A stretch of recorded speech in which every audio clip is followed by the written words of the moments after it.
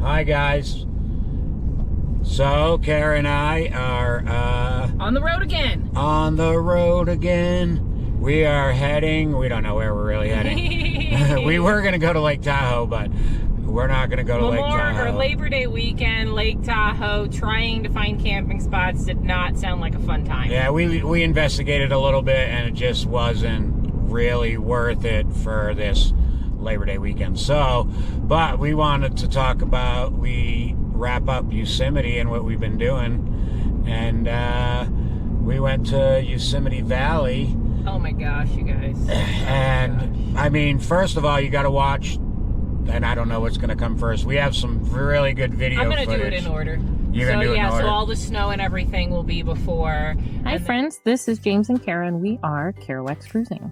We are taking you on a journey, traveling the country with our dogs and finding remote places where the dog and us can roam free and play while we discuss life's growths, beauty, and some struggles along the way. We recommend pairing our episodes with our blog at kerouacscruising.com, where we organize accurate information in an easy-to-follow format, removing all of the conversational goodies. The link for this episode's blog post is in the show notes. We encourage you to join the conversation by commenting where you listen, engaging with us on Facebook or Instagram at Kerouacs Cruising, or email us at join@kerouacscruising.com. In the meantime, thanks for tuning in. Sit back and enjoy the journey. So we leave camp, and we know that's a good chance of rain going to happen. Yeah. But we actually kind of like going to the parks in the rain because this was an exception. It's not a lot of people.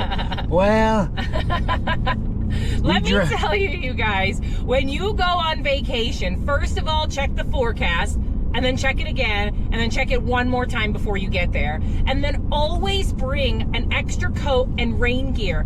The amount of miserable, soaking wet people that we saw was a little silly, especially because the storm system was forecasted over a week ago.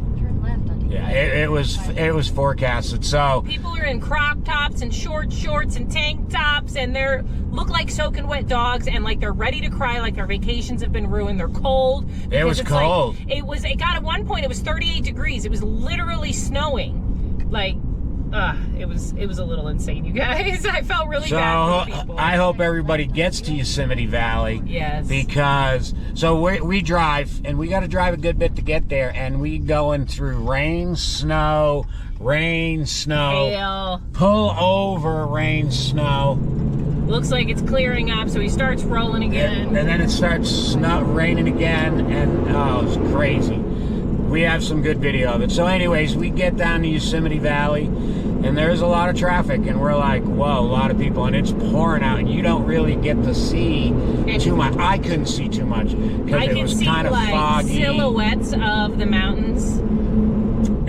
So it's foggy, raining hard, and Kara keeps saying, ooh, ah. So we parked the truck, and that's when the fun started.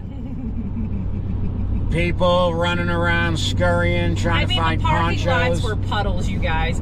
There was one lady who asked how much the umbrellas cost. They were $43. Like, it was insane. It was insanity. It was a bunch of unprepared people who were scurrying, and they were pissed off and in a bad mood because of it. And me and James are like, James kept going into places. Because of my strict diet that I'm on, I brought food with me, but he was getting takeout. And so I'm standing outside with my umbrella, perfectly content. I've got a coat, James's coat, frankly, but I'm like perfectly content. And everybody else is trying to squish in and elbow into these buildings. Wall-to-wall people. It was crazy. It was crazy. But anyway, so we're there, and then I tried to go to the clinic because I put the screwdriver through my foot, and or the camper put the screwdriver through my foot. So I tried to go to the clinic. The clinic was packed, and I'm sure it was just people, they couldn't see me. So they see urgent care patients, walk-ins from 1 to 3:30. I'm there at 1:35, and they're already booked up, so they can't take any more for the rest of the day. So that means the people they have, they're going to be busy with till 5 o'clock. Yeah. I was like, okay. And you're starting to get anxious, starting to you know, talking to his son and all that he needs a tetanus shot. So that's where the change came from Vegas, having a hospital down the street, to going to the clinic in Yosemite. I don't want to go to a hospital in Vegas point blank anytime ever because it's just going to be a bunch of not fun people in the emergency room trying to get whatever they want to get. Yeah, food, water, clothes, warmth, drugs, who knows. Yeah. So fair enough. I didn't really want to go to the hospital, and my foot, I think my foot was still fine. The clinic couldn't see me. I asked just for a tetanus shot. They couldn't do it. So no big deal. We leave, and the skies opened up, like all the fog lifted, and all of a sudden, you know, one of the biggest places I wanted to go was to hike the Upper Falls Trail and the Lower Falls Trail. So we attempted to hike the Lower Falls Trails, but we got a picture of both waterfalls together, and it was just beautiful. It was really beautiful. It's unique because Yosemite Valley, it's like, it can't be wider than like 1,000 feet, right? I mean, how wide would you say that it is? Probably more than 1,000. I guess because there's the 2 lanes of traffic, but it gets pretty close for a while. There's just mountains all surrounding you. It's just sheer cliffs that are thousands of feet high. I mean, you come over Tioga Pass and you're 9,900 feet and there's still mountains above you. So these cliff walls are thousands, and the valley floor is 4,000 feet. So you're talking at least 5,000 to 7,000 feet. Some of these sheer cliff walls are above you, and you're like right next to them. You're in between them. It's just mind-blowing how when it's raining and the water's coming off the mountains. Oh my gosh, the waterfalls everywhere. You can see the water level in the river rise. Yeah. Crazy. And they creates little waterfalls everywhere. As it was pretty unique to see. Yeah. It really was. And Yosemite in itself is unique to see. Now, I will say I'm really glad I experienced Yosemite Valley, but I'm not in a rush to go back to Yosemite Valley again, just because the traffic was so insane. There were so many people around, and we were there in the off season. So Yosemite Valley, I think, is a must-see, but James even talked to somebody, and we'll get into the story of who in a minute, but that the surrounding area, the outside areas are way better. The hiking's way better. The rock formations are more tangible. So that's my take on it. So then we drove back, and the weather was great for the ride back. It was super. We stopped at some vistas and took some more pictures. And one of the places snow covered, which was cool. Yeah, just crazy. The weather was just an absolute roller coaster. At the end of August. I mean, this is before Labor Day. So crazy. So it's pretty good. And then I want to go back to Yosemite. They have rock climbing guided tours, 6 hours for $200. And to me, they're going to bring you to places that you're going to be able to climb, because you're going to tell them what your skill level is. And they're going to guide you up and let you climb. So I definitely want to go back and do that. And that was near, what's that? Tumul I don't know Meadows? How to say it. Yeah, it's, look at the it's map. I guess, and I guess I'm pronouncing it wrong. It's not Tiago. It's Toga. It's something. We were totally mispronounced these places we went. Yeah, they must be native names, I'm assuming, because they're not words I've ever seen. So I did go to the hospital, but in Mammoth Lakes, which that's a little ski town. Pretty cool town, really. And it's like, I guess that's all you can call it, like a ski town. It looks like you drive your snowmobile right downtown. They didn't have like McDonald's or anything like that. They had all mom and pops, and they were all the same color buildings. So it was almost like Sedona in that aspect. Even the hospital blended in with the scenery, all into the mountains right there. So, and it's Mammoth Lake ski area, and they got Mammoth Lake Resort, all kinds of stuff right there. So I went to the hospital there. I went in, and some kid that was there, one of the nurses, was from Prescott. So I talked to him, and he said where the Meadows is where the best climbing and hiking and trails are in Yosemite. So it was pretty cool. He knew right where we lived at the Grand Canyon. It was cool to see him, and he came out here for climbing. Yeah.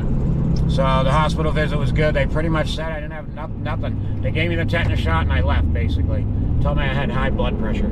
They did do an X-ray. Your foot's not broken. My foot's not broken. It is very dislocated. I will put the picture up so you guys can see. It's crooked. It's crooked. But yeah, he said that they investigated him pretty good. They kept handling his foot, trying to see if they could find every nurse and every doctor came in to look, because you can see that it goes right through to the bottom, and my callus is what stopped it from going right through. Everybody was amazed. They're like, wow, that thing is through and through. And not even infected at the time. It was 6 days. I went to the hospital 6 days after the accident. And it was only really because you had the side of your toe really hurts, and you were afraid that there was a potential that there was some way that the infection could have moved. They don't think that's a possibility, and you wanted to get a tetanus shot. So all in all, a win. The hospital's super cool. Really nice people there. Everybody there was super nice. So then we just hung out last night, made dinner. Yep. And beautiful sunset, then a beautiful sunrise this morning. We did not video any of that. We enjoyed it from bed. One thing about, and we didn't, it was totally accidental though, how we positioned the camper. If I open the bedroom door, it goes right out to sunrise. And then there's a window in the bedroom that you can look out and it's sunset. So just the way the camper was perfect for sunrise and sunset. Right from bed, basically. So yeah, it was a nice trip. Definitely, so a couple of things. Like, I wish we were closer to Yosemite, because to get to anything, it was a couple hour drive, really. I mean, by the time you get to Lee Vining and then go through the Tioga Pass, and get to Yosemite National Park, I mean, we already been in the car for 2 hours. So I wish we were closer. On the other side of it, though, I don't wish we had stayed at a campground, and that was our only other option, was staying in a campground along Tioga Pass. And there is a lot of camping and recreating. A ton of it, absolutely. A ton of it, but you're not getting it for free. 5 campgrounds just on Tioga Pass, and then in the national park, it seemed like every 5 miles you were driving past another campground. There's so much. A lot of places to choose to stay, and all of them super cheap. Yeah, they're not bad. Now we have no place for the dogs. Yeah, with the Interagency Pass, America Beautiful, Golden Age, any of those passes. 50 off. 50% off. So I think most of the campsites or campgrounds were going to be like $14 a night, which isn't bad at all.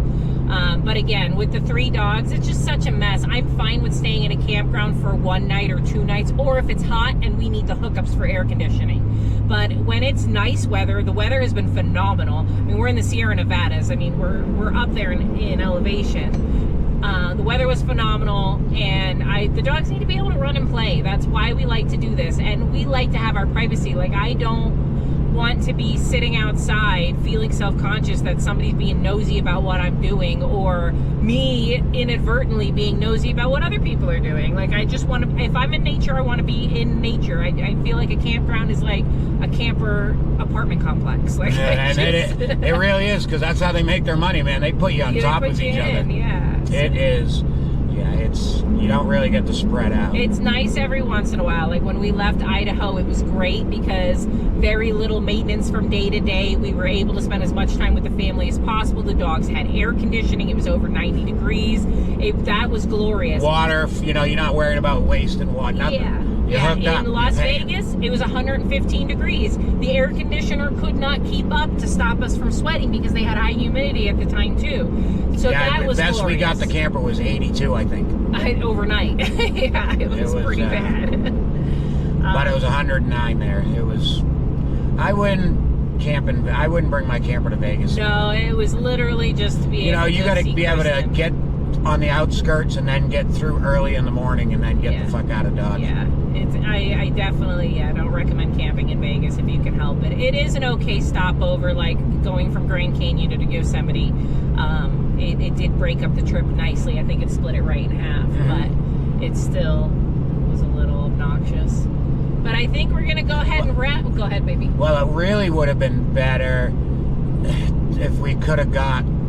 Because we stopped actually another time before we got to Yosemite, because we stopped in Tonopah. Oh, you're right. You're right. So it really, the way it, we should have tried to get over to the other side by Red Rock Canyon. Yeah. But it's whatever. It's fine. Yeah, nothing bad happened. Well, I was going to say nothing bad happened, but you did drop the thing on your foot. Well, and we sat in the accident. Oh, yeah. So all that was something. Yeah.